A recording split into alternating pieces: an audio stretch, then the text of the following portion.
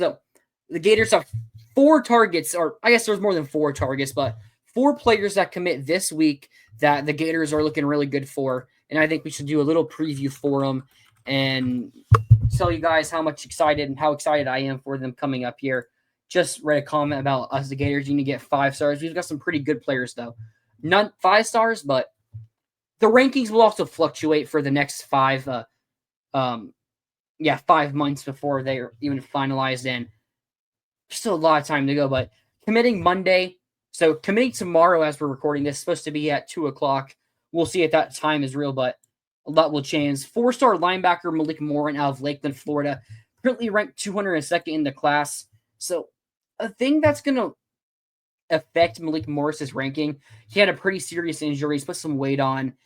I expect him to be a Gator tomorrow, but recruiting nowadays, you never know what's going to happen there. But his ranking's probably not going to be able to go up because of that injury, and we'll see what happens this season. I mean, a lot of things can happen. A lot of info I could get could be wrong.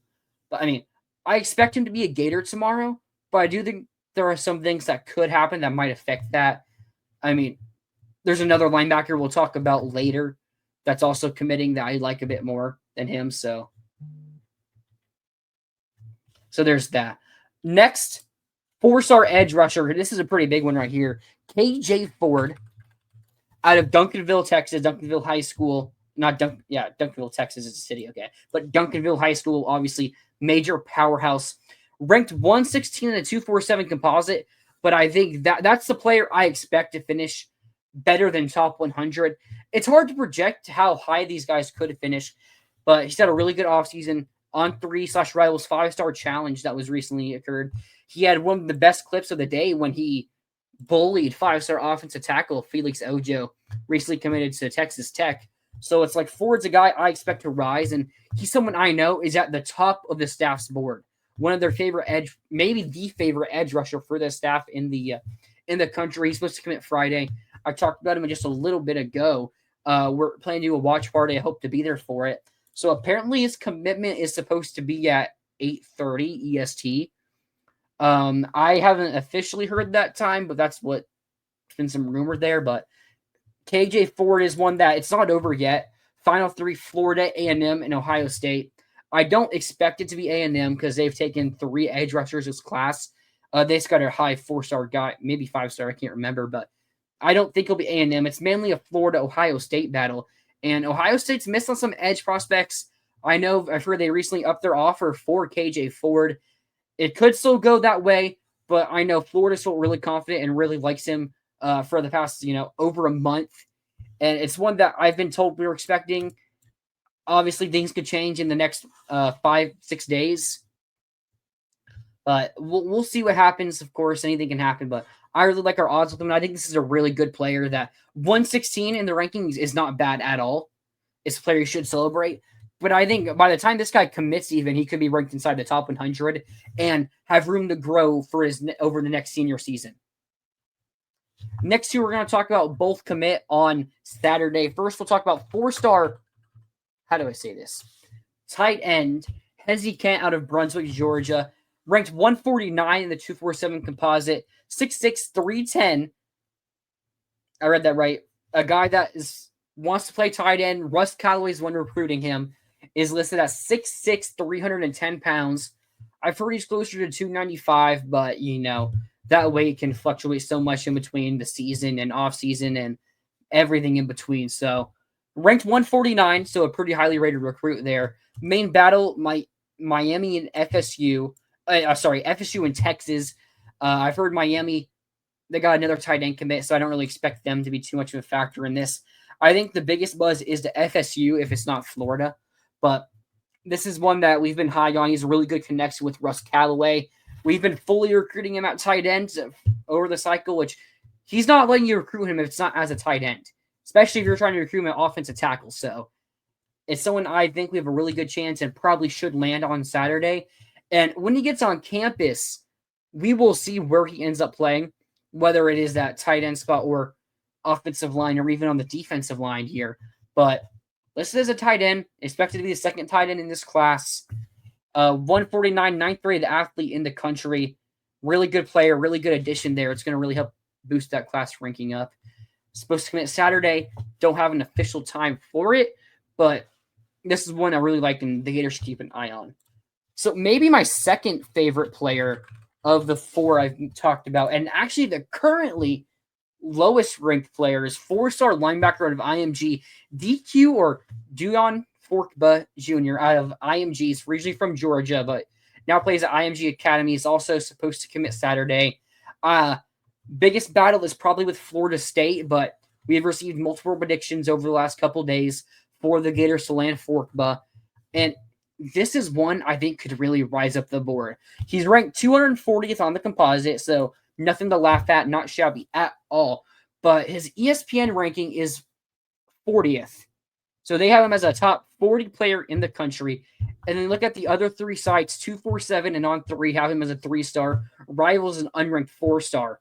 But I think something worth of note for Forkba here is On3 and Rivals are combining their rankings. The rumored time for that is tomorrow. That's when they are thinking they might have it up. And from what I've heard, Forkba had a really great offseason. Runs a 4.440. Obviously, probably is going to put a bit more weight on, so you probably won't be running in that 4.4440, I should say, here at UF. But really fast, really good athlete. Currently listed at 6'2", 225. And he was one of the honorable mentions at the On3/Rivals 5-star challenge. So he's a guy that you go from being ranked highly on one of 4 sites to maybe within the next week, by the time he commits even, could be ranked highly on 2 of 3 with that On3 and Rivals combining. He's a guy that could be, we're looking at 240 right now. He could be someone near that top 100. I don't know how big of a boost or if they will give him a boost. I'm talking about On3 again. It's really confusing, I know. But you're talking about someone who could get a big boost and jump up those rankings. But something that could hesitate the rankings rise is the fact that he was injured in his last season and played more off the edge. So him now being a true linebacker, you need to see it on the field a bit. Like, he has the athletic tools to be a really good player, but you need to see him actually do it on the field. And hey, playing at IMG Academy, you know they're going to play a lot of big games, a lot of nationally relevant games. So if you're going to do it, playing at IMG Academy is the school to really rise up your ranking. Some other players that we're waiting on that could commit this week, but you don't know.